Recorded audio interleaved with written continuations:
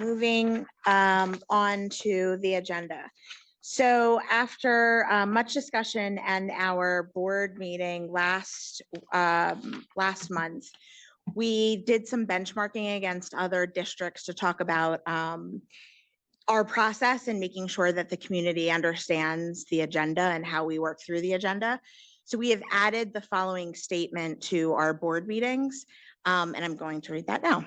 And it will come at this point of every meeting. As we move into the business portion of our meeting, we want to recognize that it may appear as if the board takes action with very little comment, and in many cases, a unanimous vote. Before an item is placed on a board agenda, it is thoroughly reviewed by the superintendent and administration. The superintendent then presents the recommended action to the appropriate board committee and works with the committee to ensure that the members fully understand the recommendation. Once the committee is satisfied, the item is placed on the board agenda for discussion and action at a public meeting. Board agendas are made available to the board members several days in advance of the meeting, giving us ample time to review the agenda and have all of our questions answered. Further, we are kept up to date between the meetings on the ongoing work of the administration and the important issues in the district. All of these efforts ensure that we are all well informed and prepared to take action at our meetings. Moving into policy, can I get a motion to approve all of the items under policy? So moved. Stewart.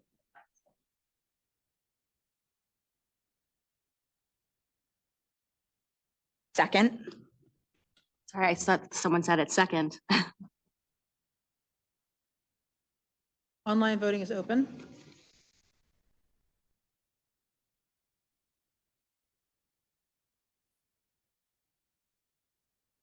How come the board members weren't advised of that statement being read prior to just now? I mean, I didn't know anything about that. And why was it read before? I mean, after our chance for comment on the agenda and not before? Why weren't we notified about it? I just want to reiterate, I also did not see that statement before it was just read aloud just now, and would have appreciated if it's a statement of the board that the whole board as a whole would have been made aware and have an opportunity to discuss.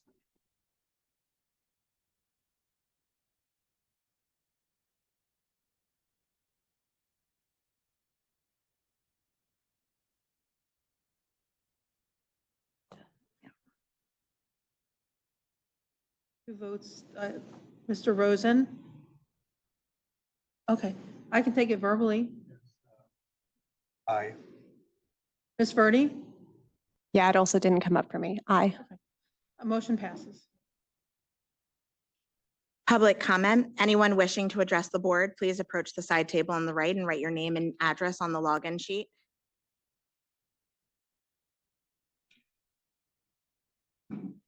On June 12th, I think it was, there's a organizational chart for the district that's always existed, except for one thing.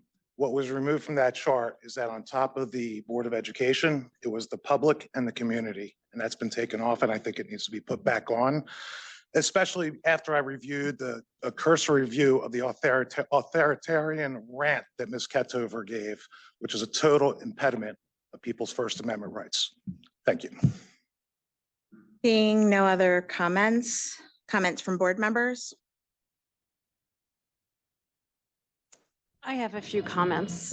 As this is my last meeting, I wanted to share some of my final thoughts with everybody. I ran for the Board of Education to represent the special education community, but once I was elected, I realized what I was up against. I've served on many boards in my adult life, and I've never been part of such a toxic group.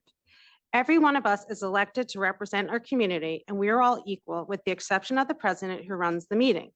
Unfortunately, that's not the environment that has been created here in Voorhees.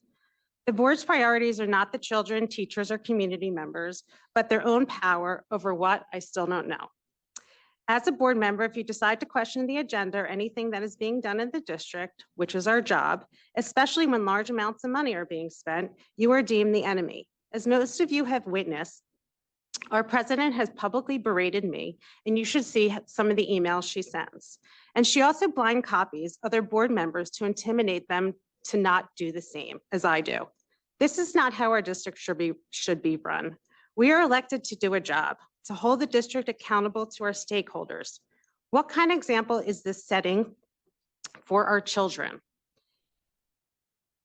Sorry, I lost my place. Fellow board members, you are not here just to say yes. If that is the case, then why do you sit here every month? Resign your seat and give that opportunity to someone that will take the job seriously and will ask the hard questions. I think it is so important to have different perspectives and backgrounds and ask hard questions. How will we ever be better if we are too scared to ask questions? I feel as I've let a lot of people down by not running again, but I could not do it anymore. There's only so few of us that are up here for the right reasons, and unless more of the community steps up, we will not have any change. I've been so fortunate to meet so many wonderful people in this community, and I know they will remain my friends. Thank you.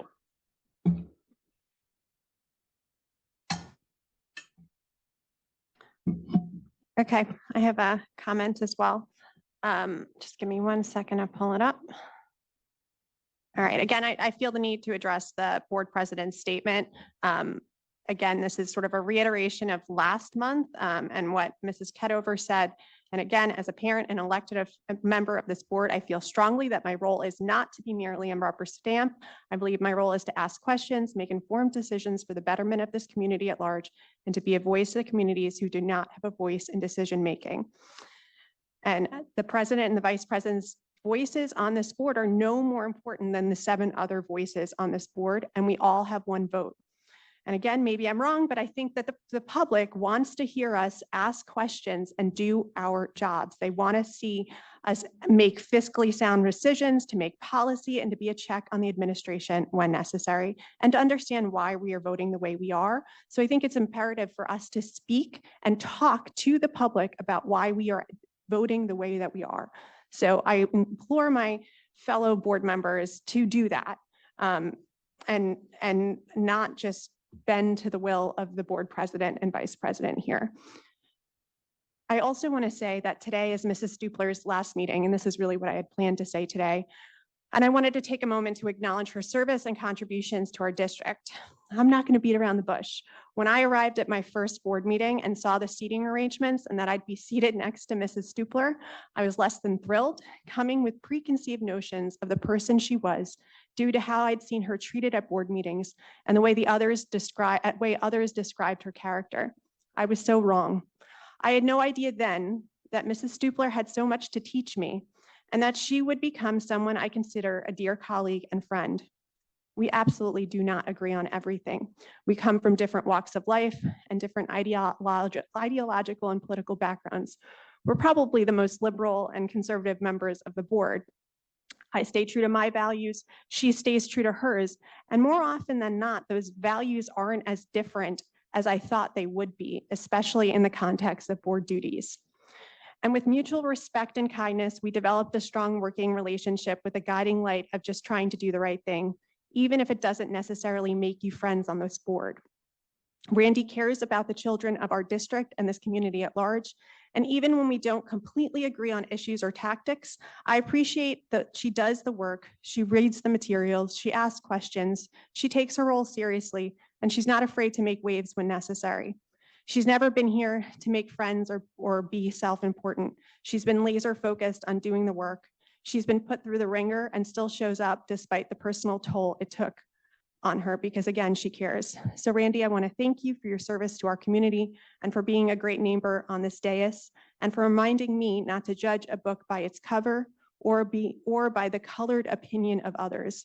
I wish you well in your retirement from the board. Finally, with Thanksgiving and the holiday season approaching, I want to wish the community a whole well. May it be a time full of love, light, family, laughter, and health.